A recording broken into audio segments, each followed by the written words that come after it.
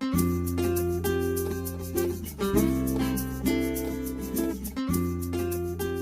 morning, good afternoon and good evening, or whatever time of day you're listening to this. Welcome back to Dad Tales Podcast. I am Leon, father to Ava who is 7 and Noah who is 5. And my name's Andy and I'm a dad to 3 girls, Ellie who's 21, Lex who's 15 and Andy who's 8.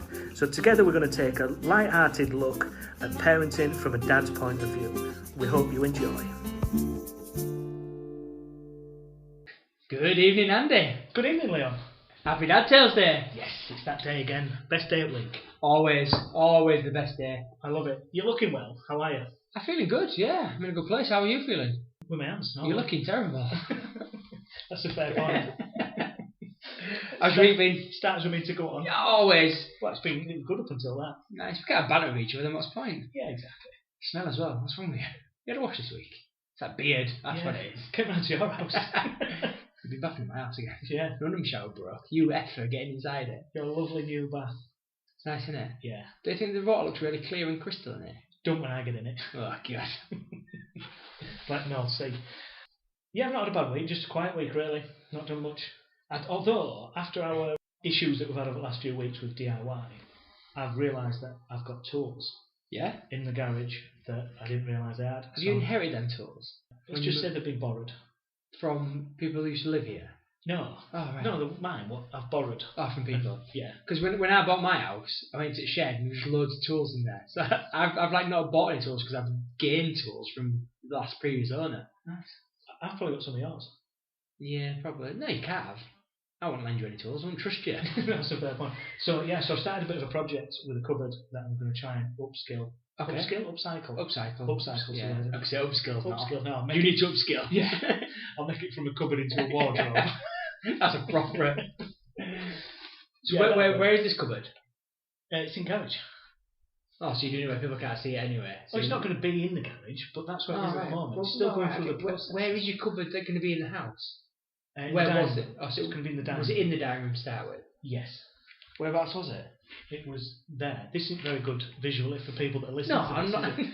For the purpose of the people listening on the podcast, I was pointing to my right into the corner of the room. Which side of the room you're sitting on? Because you're pointing to the right, you could be sat on the left side of the room. That's changed. I ain't got the room, on it? That's a good point. Because on my right it's over there, on your right it's over there. Two different sides of the room. Yeah, but I know that you struggle with your right and your left. Do you know what? I really do, because I teach classes. Have I told you about this? The amount of times I'm in the car with wife, and I've got to turn right, but obviously it's my left, because when you teach your classes, you have to mirror everything go the wrong way. Oh, it's a nightmare. Kids don't know lefts and rights. And then if I've been teaching, like I used to find this as well, I've been teaching kids when they're younger, lefts and rights, I go back to my exercise class and I'm wrong again because I've been teaching them lefts and rights already, so I'm right as I should be, but I'm wrong for my classes. I can't win. You think you just learn, wouldn't you? It's so hard trying to get your lefts and rights the wrong way around when you're teaching. It's so hard. I've got a little story for you for this week. A story? How's your week been anyway? It's been good. Obviously, football and stuff's been back on. My gripe for the week is it's getting cold out there. I'm getting laid up, but my feet are cold. We understand and watch kids play football, and that I enjoy, but the cold weather I don't. I'm not built. I think I need to warmer climates. I'm not designed for this cold weather. It's no good for me. Yeah, I know what you mean. I don't like it. And I know I'm getting old because my joints hurt. He's eating on as well. Yeah, he's on, yeah. He's been on for a few weeks. Like I say, I'm getting old. I'm either getting arthritis in a young age, or I'm just getting old in general because my joints hurt. You'd think, with like the layers that you've got, like a bear. It's probably the problem. The joints are jiggered out because of all the weight they have to carry around. I think you cuddle, mate. That's all that counts. Yeah. Although I wish the wife would give me a cuddle. We cuddle from a distance virtually. We do. In this. It's been great having to come that close to you. Yeah. Oh, I need to feel like that. Okay, so I really asked you off fire, haven't I? Right, I've got a little story. Go on. I want to tell you my story. So, I went for a walk on Sunday morning. This is like a poem story? No, this is not a genuine story. Yeah, okay. I mean, my poem last week went down an absolute storm. It was just the way he went, I went for a walk. Like he was going to... I could go Welsh. Not Welsh. Right, so I went for a walk on Sunday, and as I was walking down the road, I sort of turned over to my right, at the other side of the road. Obviously, for people that listen to this that are not in England, I walk on the left and the opposite paths on the right. You can walk down the other way though, can't you? Because if I was on the right hand side of the road, the path wouldn't be on the right, would it? That'd be in somebody's garden. You just blow my mind. I told you can't handle your left and right. So I was walking down the road, I looked over, and there was a guy pushing a pram. Nothing unusual about that. Nope. So I looked over, looked further down the street, and coming towards him was another guy pushing a pram. And this is where it just got really exciting, because I thought, what's going to happen with these two guys here? Are they going to acknowledge each other? So we go out, not them all, but generally you go out running, and if you see another runner, there's an acknowledgement in it, just a little nod or mate. It's like when you're cycling as well. It's like we go cycling quite well. We used to go cycling quite a bit, and we go. You don't know who they are, and you're like cyclers nod. It's that. So what I was thinking, is this a thing? A dance? I mean, these was on their own as well. So these was like pushing the prams going towards each other, and you could kind of see them looking up at each other and down, and you could see the thought process in both the minds to go, what am I going to do here? You know, is one of them going to cross the road so they don't have to have this awkwardness? Or are they going to go and just give it the little nod? Are they going to speak? Are they going to stop? What? Start holding a conversation? Just start holding a conversation, yeah. It might be about breastfeeding or something like that. Well, how's it going? So... Not producing any milk yet. So, I'm going to leave this on a cliffhanger because I want people's ideas of what could have happened. What happened next? I want people's thoughts on what happened next in this situation. Come up with the most inventive thing that you can think of. Did these guys talk to each other? Did they acknowledge each other? Did they walk past each other? Did they high five each other? Whatever you think they could possibly... Did they just ram their prams into each other? I'm hoping they ram prams into each other, and I hope they didn't high five, because in these climates you shouldn't be touching each other. No, you're right. Survival of the fittest. Maybe they touched elbows. Is that a thing? I don't know. Someone tried doing that the other day to me, and like put the elbow out to touch, and I looked at their elbow and was like, what should we do with the elbow? You left them hanging? Yeah. Oh, do you mean? I don't know the etiquette is. Do I grab my hand and touch the elbow? Do I bang elbows together? But that's just awkward, isn't it? Yeah, funny bone on funny bone. Yeah. Oof. Yeah. What is the etiquette meant to be? Bang elbow? Is that what you're meant to do? Well, you're not supposed to touch hands, are you? So like yeah, but I could have been touching my elbow with my hand. Could have had an itchy elbow. Just thought, what? Touching elbows now? Whoa. I don't know. I don't really know what the deal is, but I've seen an elbow touch. I've not participated in the elbow touch myself. What was that handshake? Well, I say handshake, foot shake, where you used to tap feet and stuff. You seen that? Yeah, that was like a TikTok dance. Yeah, like clip your feet together. Maybe that should be the new thing. Maybe that's what we should greet each other like that. Not with your feet. What's wrong with my feet? Yeah, they're trotters. Yeah, hoofed up. Horrible. So we do need to mention as well. We've had a guest, haven't we? We've had our first guest. So we've had a chat with Stu Wilkinson from the Stand Up Sit Down podcast tonight, and we've talked about a whole array of things, and it was good. It was good. It was fun. Stu is, like I say, from the Stand Up Sit Down podcast. He's a free-speaking taxi driver. Yeah. He has some great stories, so please give him a listen on across all platforms. He's only about 20 minutes long, so... He's a good one. He's good. I listen to him because he's short, sweet, and he gets to the point, and like I say, he gives me a nice little chuckle. Yeah, and that's what we like, isn't it? It is. He don't like straight bananas. That's a little fact about him. And yeah, we've had a real good, honest, open chat about it, so that's coming up at the end of this discussion. It is, so watch out for that one. Yeah, it's a good one. So, should we get straight into it? Let's do this. Topic number 1. Homework. Ooh. Should it be banned? Controversially. So, I'm going to kick things off. I'm going to say my honest opinion is I'm on the fence. Splinters in your butt? Yeah, massively. At primary school, I think it's what you class as homework. Right. So, I never liked homework growing up as, it's like research papers and stuff like that, or you have to like research like the history, or to find something, but them sort of homework I didn't really like. Whereas, for me, homework should be homing on the basics. Your reading, your writing, your arithmetics. The simple stuff is what I think homework should be at a primary school level. And fun. Yeah. So like we built, like we've done treasure maps and stuff like that. they're quite fun, they're interactive, they're quite arty. Which is why I'm on the fence, because I've just given some really good examples of homework, but I think it's hard, isn't it?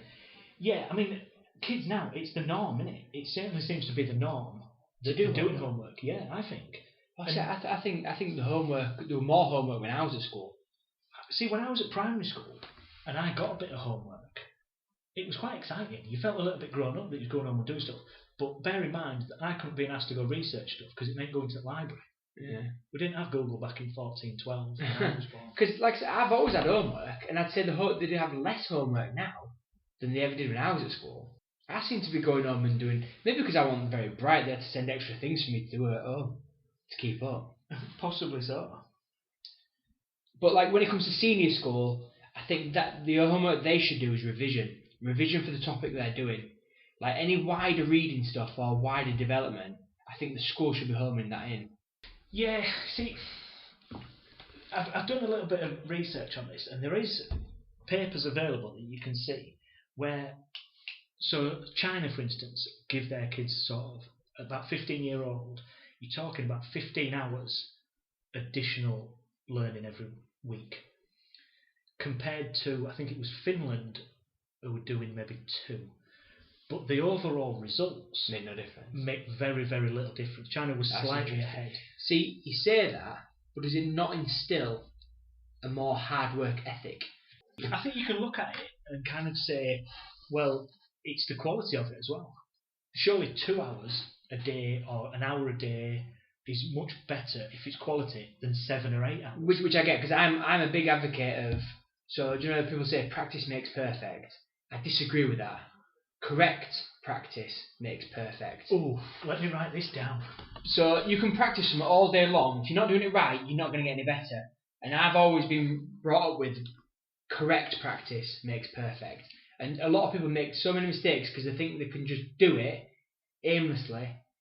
But actually, it's got to be done right if you're going to practice something. Yeah, this comes back to the old 1,000 hours, doesn't it?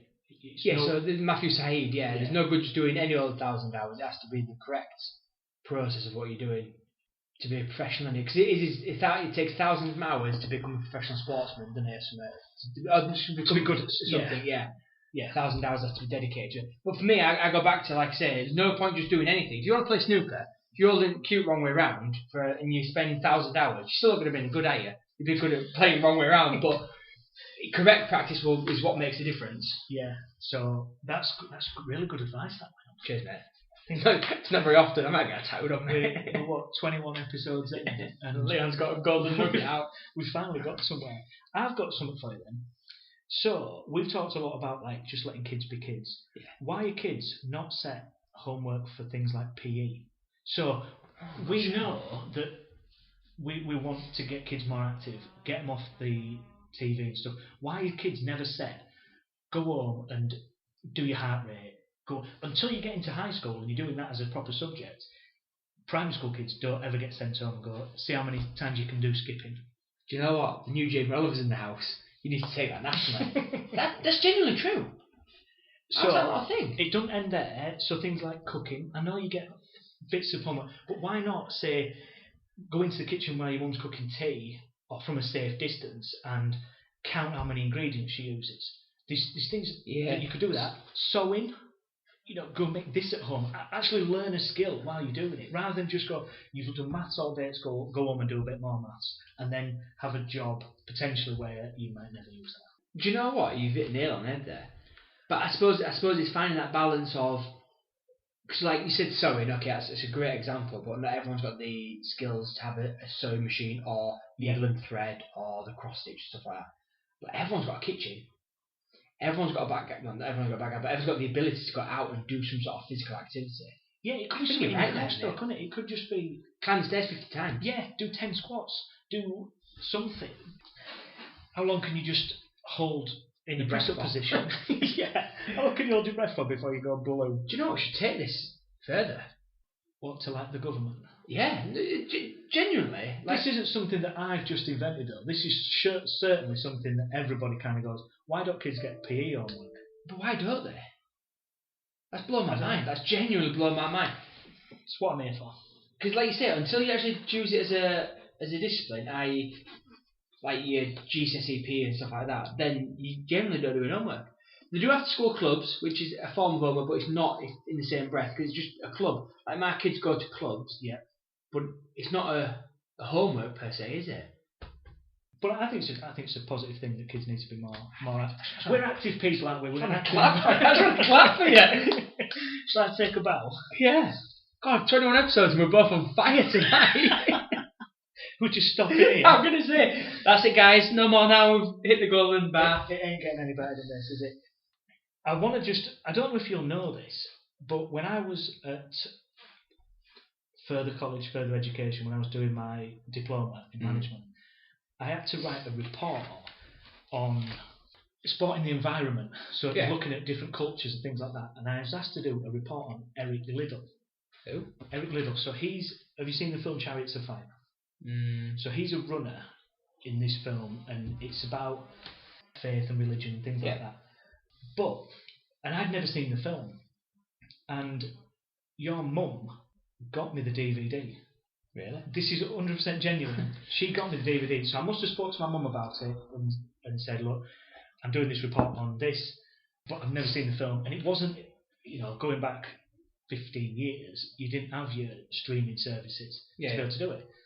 So what you did was you found somebody that knew somebody that could do an Ucky DVD. Did you say, where was my mum getting Ucky DVDs from? And she got me this film. Nice. So I could write my report. Chariots of Fire?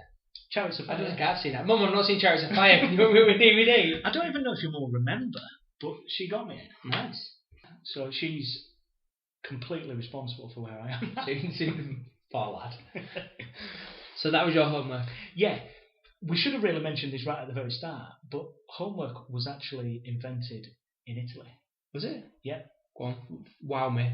Roberto Novellis in about 1905. 1905? Quite recent thing then? Yeah, it's only... Just before war? First World War. Just before last week. That's 2005. Alright. Yeah, so apparently, we've got the Italians to blame. So I'm sorry for anybody in Italy that's listening to this, but you're to blame for this homework pandemic. So what was his rationale then? Why did he decide to... You haven't researched that. He's found out who it was. And we're back to our normal stuff. Do you know what? Strangely enough, this is generally how I would have done my homework at school. They'd have gone, right, go research what homework's about. So I would have gone, right, it's a guy called Roberto Novellis. He's in Italy, invented it in 1900, and that's where I would have stopped. I felt that job done. So if my kids came to me, I'd be like, yeah, but why did you want to do homework? What's the reason? What's the message? I really don't know. No, it's fine. So what's your opinion on homework then? Right, so I think that, like I've just said, I think that there's certain aspects of doing work at home that's not necessarily homework is a benefit. But I also think it teaches you good things like deadlines. So if you get a project to do, for instance, if you come home and you're going to do this project on sort of, I'm sure not Ava has, and Andy certainly has at primary school, where they've got projects and they're told you've got X amount of weeks to do it. And you've got to work towards that. Yeah. The problem being is if you do it too regular, it becomes a task where they kind of just go, Andy's got one to do where she's got to make a musical instrument. Well, she might have 3 weeks to do it, but she could have done it in one weekend. Yeah. So then does it become something that they just rush and do? Whereas if it was said, look, I appreciate that people have things on and they can't always do it, but there's got to be a realistic time frame doing things based on what you're asking them to, and what kind of quality you want to get back. The other thing, and we've certainly seen this at Parents' Evening, when you go in and you're looking at your child's things that they've created, and you look around the room and thinking, how many 8-year-olds have done this? Not one bit at all. Parents are getting heavily involved in some stuff, which is just pointless then. Yeah, and we on that. There's been a few times where I've let mine do it, and just let them do it themselves, to then take it in and go, no way has that child done that. I think it should be acceptable to point that out in the playground. Yeah, because with that teabag treasure map, so going back to that, and it's good. It's good for a 5-year-old. I was like, this is pretty impressive. Mine was amazing because I'm an adult, as in like what I'd done. But then when I saw the other kids, I was like, yeah, they have done that. Not a chance. But like for me then, there's been no learning curve of development or for that child because the parents don't know. Exactly. So I think that's where parents, again, we spoke about this on another episode about parents getting involved in things and them being the best parent. You're not being the best parent if you're then developing something that you've done to pass off as your own, as your child. So it's just pointless. Don't do it. Or maybe what the school should do is get the parents to do the homework. So we as parents all do it, we bring it into school, and then we just ridicule the worst one. Yeah, look at that. Or the parent and the child do the same project at the same time and submit their own as well. So I would submit my treasure map, Ava would submit her treasure map, and they both go up in tandem up on the wall. Yeah, but the problem with that being is that Ava's spelling the right, mine's not. yeah, and I can imagine you walking to school with your treasure map, knowing that Ava is slightly better than yours, and like throwing hers in a puddle. Yeah. Oh, it's like your handle. Yeah. Oh, what a shame. Competitive dad syndrome. Yeah. I'm all for that. I'm all for that. There's also bad parts to it. Obviously, things we've just mentioned, but if you put on excess workload to children, it can encourage them to cheat and copy, and things like that. So it's not. I think I'm probably sat with you right on this fence. I think it's got to be in proportion. I agree that. So what Lexi does now, she's sort of working towards the GCSEs. She stays on school for an hour a day. Yeah. And then she works towards that. So it's not like homework. She's staying at doing school, doing it in school, better environment for it, and then she can go home. And I think it's so important for kids to clear their mind. We do it. You don't want to be thinking about work constantly, and you know how much it gets on top of you, and you know the stress of exams and mocks and all that. But when I was at uni, I used to go in early and do some work from the previous week, and then I'd stay late and do some work. Because obviously doing it at home with little and work, I decided to do it later in life. So I massively appreciate that, because I think if I had that option at school, I'd done that. Because once I've got the bus, because I've travelled out of town to high school. Once I got the bus back, I'm just like, I'm out of the mindset of work. I'm out of the mindset of school and stuff. So I do think Lexi's I think the school's probably doing the right thing there. Yeah, I think there's better provisions. But it not seem like a punishment. So there's other kids there probably in detention having to stay after school, and there's you there trying to further your education, and who's winning, who's losing there. I don't think they're in the same class. No, but probably. It's effectively an extra lesson. Yeah. Where you can bounce off if you want, it's optional. Be interested to know how many people take it up if it's an option. I don't think it is optional. I think it's something that they're asked to do. Right. Okay. As part of it. And I think because obviously they've missed five is that what it is to try and catch up from what's been missed? You got to give them the best opportunity. Yeah. Can't you? But going back to deadlines as well, I don't know if you ever suffered from this. So when I was at uni, obviously the deadlines, you miss the deadline, that's it. You're not submitting late. You lose marks for submitting late and things like that, which I think is a great ethic for the ones that was full-time university students. I wasn't. I was working, raising a child, and doing my studies, and it sort of kicked in like a psychological problem in the fact that deadlines now, I have a bit of like a nervous thing to them. You know, like the pressure of I've got to hit that deadline. Sometimes I've been at uni for probably 8 years, and sometimes I'll wake up in the middle of the night like I forgot to turn my work in, and turn it in, and I'm waking up going, I've got a deadline. I'm like, no, I haven't. I finished that 8 years ago, and it's still with me now. It's awful when I wake up and go, I need to submit that, and I'm like, submit what? And then in my head I've probably got work in my head, that a deadline to meet at work, and I'm like, what is going on? But I've mixed it in with university and stuff with deadlines. Regression dreams. It's weird, mate, honestly. Proper does me to the point where I wake up and like for the first 5 minutes I'm like, I need to turn it in, but what am I turned in? I mean, I don't want to get into dreams too much, but I have enough dreams where I'm naked walking down the street. Yeah. Get that out of my head. What do your kids think about homework? Are they for it or against it? And I know it's going to be a bias because at the time they'll go, yeah, I hate homework. But do they? Because I've got a bit of a mixed bag here between my two. I think that they've kind of grown up with it. Yeah. I don't think they know any different, so I think it's just part of it. It's different at the moment because all things like clubs and that are on. If you've got homework to do and then you really want to still stay with your clubs and stuff, that makes it difficult. But they're not on at the moment, so you feel like you've got a little bit of time. I just think working at home's hard as well. Yeah. It's not the right environment. I completely agree. I think the environment makes a big difference, which I think what Lexi doing is probably the best thing. Yeah. Noah said homework should be banned, and I think this could be a boy-girl thing, because Ava said no, she likes doing homework. The only homework Noah likes doing is writing, which I was quite surprised, because I can never get to bloody writing. But he says that's the only one he does. But he says he finds it boring. I think he enjoys school, and I'd say he's quite clever. And I think it's the same what you're saying. It's the wrong environment. Yeah. Trying to get him to do something once they've got home, they just want to unwind. They've been at it all day long. So he says it should be banned, whereas Ava says she loves it, and she says she loves reading, which she does. Like on a night, she'll say, "Can I have 10 minutes reading?"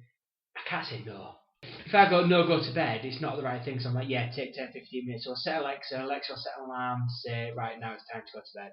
Bit of technology inside with the new world. Well, that's the other thing, isn't it? That what would you rather them be doing? Would you rather them be doing homework and reading, writing, and just drawing a picture, or just sat watching telly? Yeah, all day long reading and writing. Yeah, because Ava says she likes doing it because it puts her in a good place at school. So she feels like she's always ahead. So like she did a spelling test today, but we didn't know what the spellings were. So me and her yesterday were just going through loads of random spellings. So I brought up on my phone like year 5 spellings and stuff like that. So we were going through random stuff. She got 10 out of 10 today on the back of 2 of the words was things we were just randomly doing yesterday, nice. which is good. Could she tell you how to spell? She needs to. Honestly, I don't get who these kids belong to because it's not mine. I'll tell you right now, they both can spell better than me, they can read better than me. I know that's not hard, but honestly, it amazes me. I don't know what happened with me. They're both good looking as well, which does make me That's question. me. That is me. Yeah, that makes me question. They both look just like me, but for some reason, they've got Amy's brains, haven't they, let's be honest. But, like I say, so proud. Good place to end that. Right, so there's a couple of things that's gone on this week that I just need to bring up. We talked last week, and we put it on the Instagram as a poll. How do you open your coffee? Right, and I've had this conversation. I know, but I genuinely thought that people were pokers. No. And it turns out that no. Also, it frustrates me. I can't get to grips with that. It just makes such a mess that then you can't get. So you have to peel it anyway. So just peel it in the first place. Poke and peel. Nah. Poke and peel. These people that are trying to scrap around the edge to get it off. You're not scratching, you just pull it. I would encourage people to try and poke, because it's a great feeling. It's my small victory. So, yeah, there's a lot of people out there that's... But you were wrong. Are we ever always wrong? You're wrong. Nobody's wrong in this situation. So how do you cook your sandwiches? Corner to corner. I cook side to side, am I wrong? Yeah. Absolutely. I rest my case, Your Honour. No you question. don't poke your top. A couple of small victories. Yeah, go on, what you got? A couple of small victories. So, this one's going back a fair bit. You know when you get on a plane and you get the extra leg room without having to pay for it? We have to responsibility if the plane goes down, you open that door. I'm more than happy to take that on. I'm not going to do the pressure. When everyone's queuing to get out, I'm like, I can't get the wheel to open, I can't get out. But the thing is, they'll see you panicking, realise that you're an absolute knock, and just go, we need to help this guy out. And you've still got the leg room. So speaking of leg room, when we came back from Egypt, there was a guy, so we were sat, like, we went toilets, and then there was like loads of leg room, and then our seats. But the guy behind us had bought this big, massive pot vase that was like at my feet, and I had to travel the whole way back from Egypt with this like pot in front of me. Amy can back me up. It was the most surrealist thing in the world, this big, massive vase thing. I was like, can't that go underneath? But apparently it was too fragile that it couldn't be stored underneath. I was like, well, buy a seat for it then. Why is it in my feet? I love the fact that you said Amy can back me up. As if I don't believe you. No, you're lying. It sounds like the most surrealist thing ever that I had this big massive pot thing at my feet. And the guy there, because it wasn't the person sat next to me, or that person, because he went Amy, me, and then these 2 guys, and then the gap, and then he went across. But anyway, so we're sat there, and this guy sat next to me going, why have we got this at our feet? There's a guy that's behind us. Should have smashed it to bits. But when we took off, so this is the best thing, when we took off, I had to go in the toilet, out of the way, while we took off in case we'd crash and I went through it. If we crashed anyway, it's getting smashed to pieces, don't mind that then. As soon as we were in the air, it can't stay in the toilet, so it came out and went near my feet. I was like, this is ridiculous. I wish I'd have been unbelievable. Unbelievable, Jeff. What's your other small victory then? My other small victory is when you buy something of a certain number and get an extra one. So you know, like if you get 6 chicken nuggets and you get a 7th, it might just be a little half of one. You've got a couple of small victories. Yeah, I have, yeah. So this is obviously going back as well, when we could freely roam the world and do what we wanted and go into bars and pubs. When you walk into a busy pub and someone's just getting off the table and leaving as you've just walked in and you get straight to their table in a restaurant and stuff, I used to love that. Yeah, you don't want that now, do you? That table needs to be It needs to be cleaned up wide. I'm like, Gaston, can you sell this table out for us, please? And then the other one is just getting home and you bump into the postman. He's just in the middle of writing out, "Sorry, I missed your card for a package," and you think, "Oh, what a victory that's going to." Don't have to go to the post office. This is our interview now with Stu Wilkinson from Stand Up Sit Down podcast. Enjoy it, listen to it, give us some feedback, let us know what you think, and obviously log on and listen to his podcast. Here it is, Stu Wilkinson. Enjoy, everybody. Right, so welcome to our first ever guest on Dad Tales. I'm excited. I'm excited too. We just had a bit of a chat off air. Yeah, it looks like it's going to be a good one. So this is Mr. Stu Wilkinson from the Sit Down Stand Up podcast. Welcome. Hello there. How are you doing? I was going to introduce myself, but you've done that for me. And I've got to say, I listen to your guys' podcast, and it's amazing. It's so relatable because being a stepdad, your parents, you have little kids. I introduced myself into children's lives 10 years into the fact. And it's so... oh man, what you talk about, I'm so glad I missed. I suppose it's like coming on at half time, isn't it? It is. It's like I feel like a Gareth Bale Coming off at glory, finish it off. Exactly. But you what? See, it's like you guys, you bring your kids up and you do all that sort of stuff, and they're all reflections on you. Whereas I've stepped in 8-9 years into the fact, and I've got to change the way they live. I will never slag off their dad, ever. I would never slay their dad, because that's not my position, is it? Their mum is my queen, and the kids are my princes and princesses. Oh, sweet. Nice, that's good. That. She's got four, right? I've got 3 princes and 1 princess. I made a lot of mistakes with the princes. I did, and I'll hold my hands up to that. But the princess, I'm not making that mistake again, ever. But I come into their life 10 years after the fact, and it's hard work. It is hard work. What you guys chat about, it's so true. Yeah, all right, I missed it, but I'd like to have been there for that. I really would. On the bright side, Stu, you're only halfway to ending maintenance payments. Well, that's not a problem, because the wife gets all my money anyway. That's the standard thing, I suppose, isn't it? Yeah, that's women. Yeah, but I love her, so she's welcome to it. Good man. She's worth keeping then for the time being, eh? She's worth more than keeping. Promise you that. Oh, good stuff. So what's the hardest thing then, Stu, about being a step parent then? Well, you've got to gain the trust of the kids to begin with.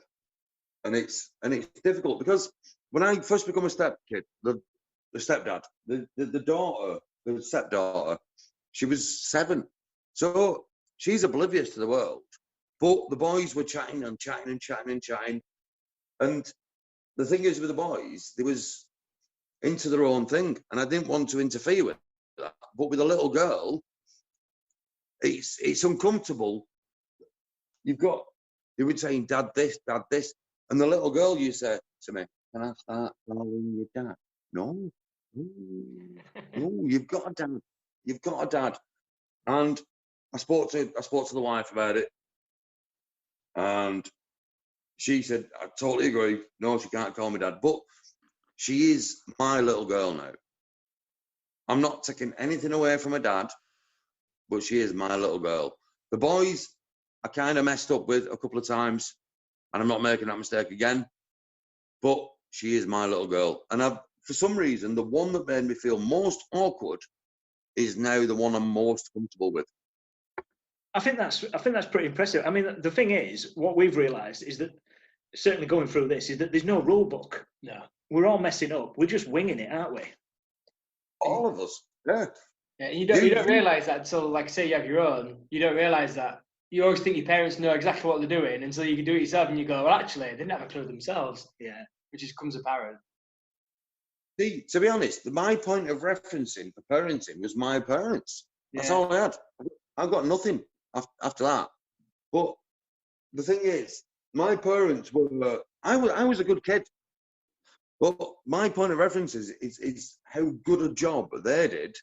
So I always quantify myself against what they did, which is difficult when you're not up to their par. But you two guys, you've got a task on your hands. You have.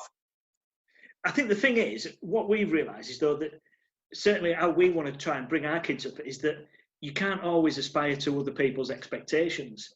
You just do the best you can do, and I think that's all anybody asks. And if you pass them good morals on to the kids, then that's what counts, isn't it? Surely we're trying to, as cheesy and as daft as it sounds, we're trying to create a better world for them and for their kids as well. And that's what you're doing, taking on some that are not yours, and then you take them under your wing to develop and take them further, which I think is amazing.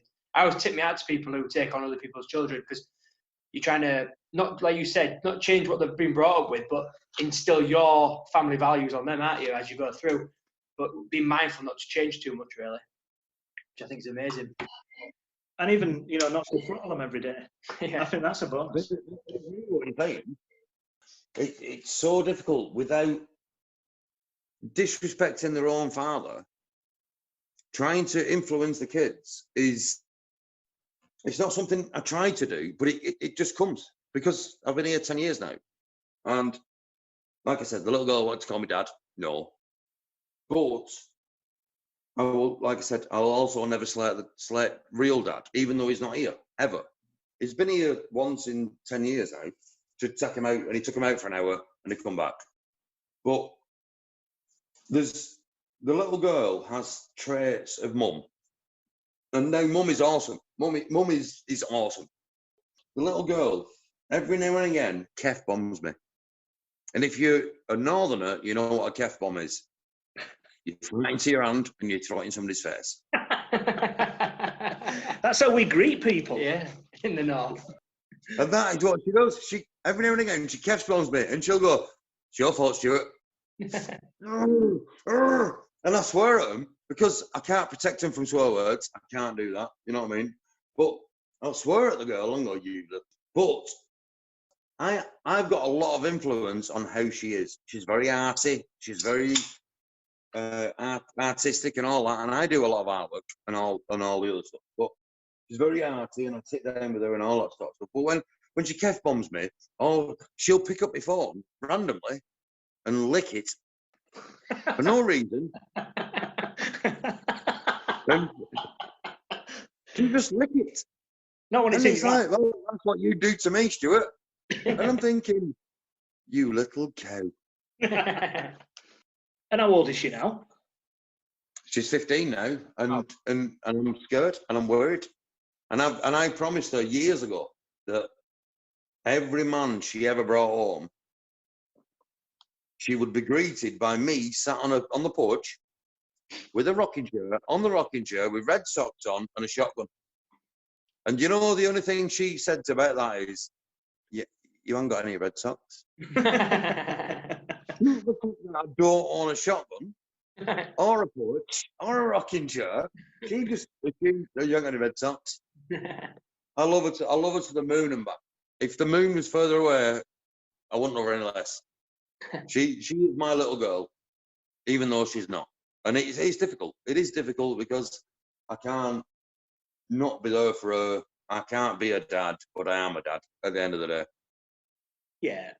A dad's not just a title, though, is he? No. It's not just something you naturally give them when they're born. No. A title is what you earn. You You get respect with it. Anybody can be a child, can't they? It's the person who raises them that gets that title, like you say, that honour and that accolade of, actually, you are the dad, which is obviously why she wanted to call you dad, because you've done the honourable thing of raising, developing, and taking her under your wing, which I think is amazing, mate. Yeah. If me and the wife split up tomorrow, I would not walk away from this little girl. I won't walk away from the grown-up boys. They are still my kids at the end of the day. And I couldn't picture myself being without the problems they bring, but the joy they bring. Yeah. I couldn't picture myself. Rough with smooth. I tell you what, Stu, though, one thing would have been interesting, obviously listening to your podcast, and I know that you're a keen fan of the modern name, Laquentia, and that. Would you have named any of your kids Don't something you like start that crap.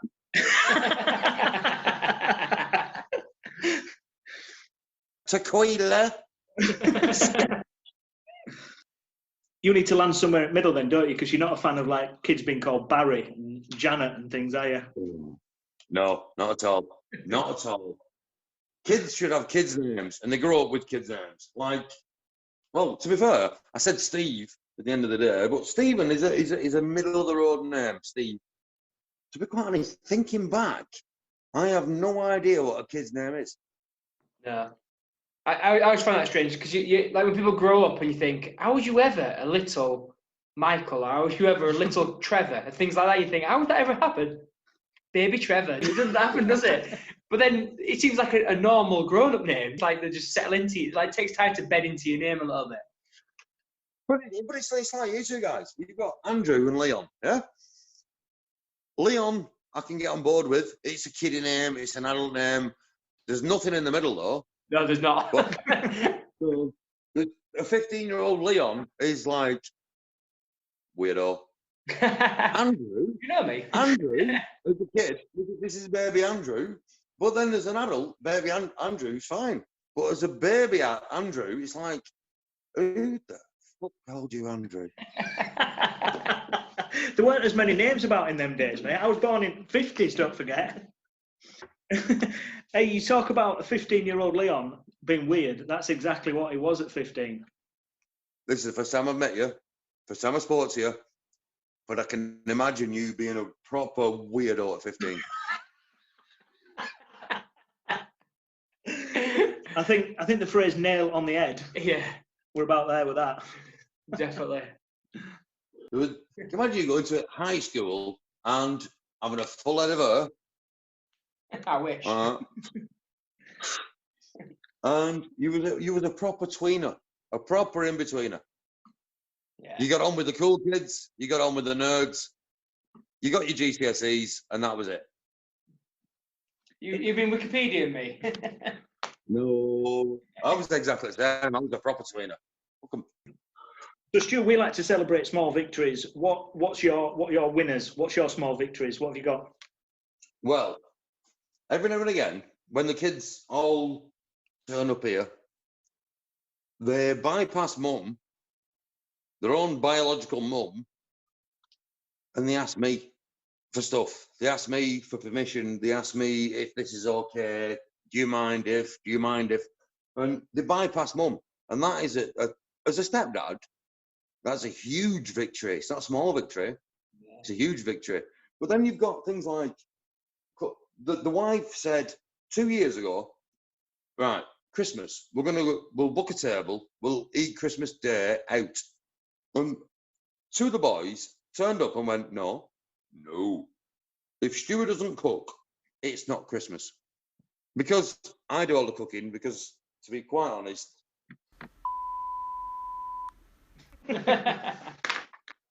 she can burn lettuce. It's like Andy, that. And you don't cook lettuce, but the two boys turned up and they went, no. Brandon and Harrison went, no. If Stuart don't cook, it's not Christmas.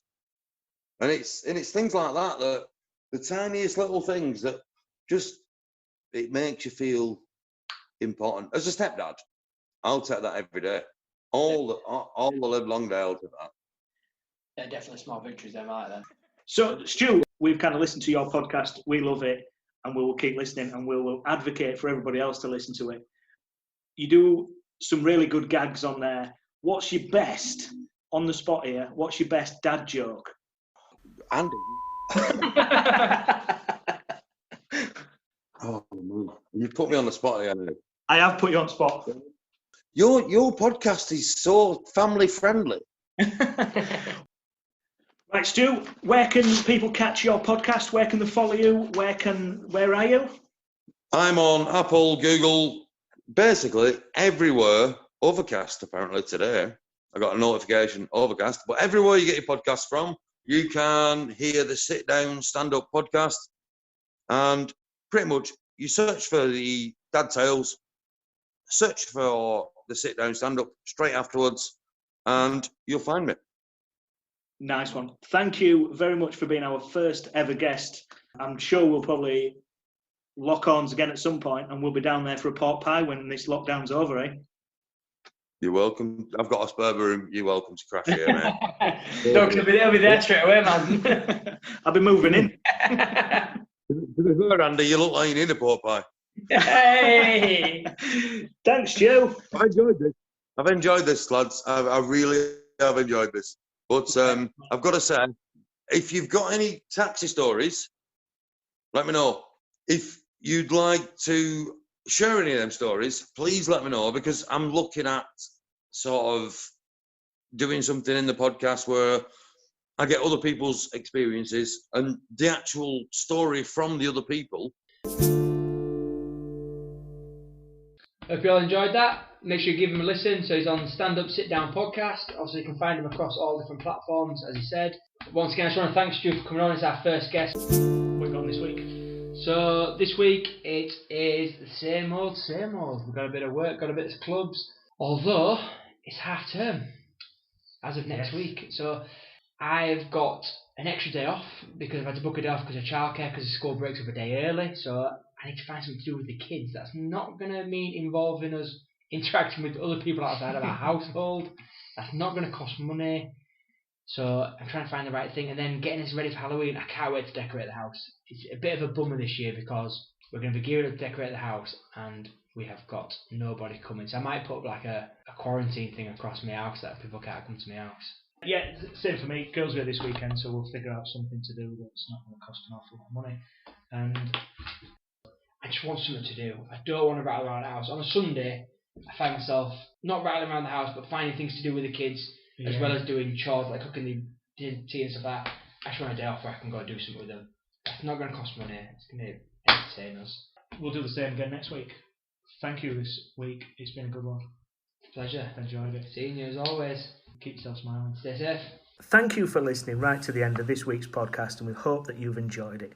Follow us on Twitter and Instagram at dad_tales_, or get involved by emailing us at dadtales@outlook.com. You can also now join our Facebook page by searching Dad Tales. Keep the feedback coming. We are genuinely humbled by all the input and the comments you are providing us. Stay safe, celebrate small victories, and keep smiling.